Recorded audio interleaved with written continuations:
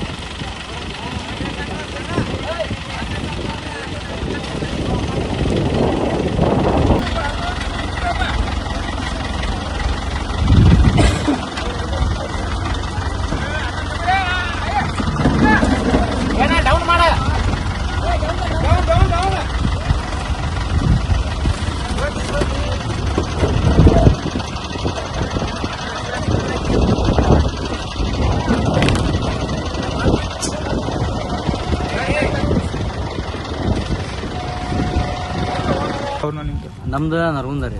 ಈಚೆ ಕಡೆ ಅಂದ್ರೆ ಈ ಕಡೆ ಕೊಣ್ಣಾಗರಿಂದ ನಾವು ಇದಕ್ಕೆ ಹೋಗ್ತೀವಿ, ರಾಮದುರ್ಗಕ್ಕೆ ಹೋಗೋ ಒಳ್ಳೆ ಬರಾತಿದ್ದೆ. ಹೋಗಿ ಬರ್ಬೇಕಾದ್ರೆ ಸ್ವಲ್ಪ ನೈಟ್ ನನಗೆ ಒಂದು 10:30-11 ಗಂಟೆ ಅಂತೂ ಆಗಿತ್ತೆ. ಕತ್ತಲ್ದಾಗ ನಂಗೆ ಗೊತ್ತಾಗಲಾರ್ದೆ ಈ ರೋಟಿಗೆ ಫಸ್ಟ್ ಟೈಮ್ ಬಂದಿದ್ದು ನಾನು. ಹೋಗಿ ಸೀದಾ ಇಲ್ಲಿ ಸಿಗ್ನಲ್ ಏನು ಗೊತ್ತಾ ಇಲ್ಲ, ಏನು ಇಲ್ಲ. ಇಲ್ಲಿ ಏಕ ಹೋಗಿ ನೀರಾಗ ಹೋಗಿ ನಡಕ್ಕೆ ಬಿದ್ದುಬಿಟ್ಟೆ. ಒಳ್ಳೆ ಆ ಕಡೆಯಿಂದ ಈಸ್ಕೊಂತ ಅಲ್ಲಿ ಬಂದು ಅಲ್ಲಿಂದ ಏನೈತಲ್ಲ ಮ್ಯಾಲೆ ಬಂದು ಪಾರ ಬಂದಿತ್ತು.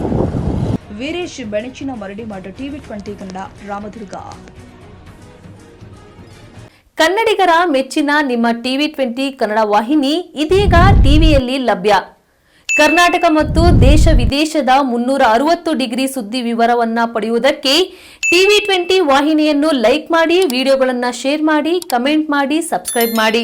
HCN ಕೇಬಲ್ 842 ನಂಬರ್ನಲ್ಲಿ ಹುಕ್ಕೇರಿ ತಾಲೂಕು ಹಾಗೂ ಸಂಕೇಶ್ವರದ ಸುತ್ತಮುತ್ತಲಿನ ಹಳ್ಳಿಗಳಲ್ಲಿ ಲಭ್ಯ.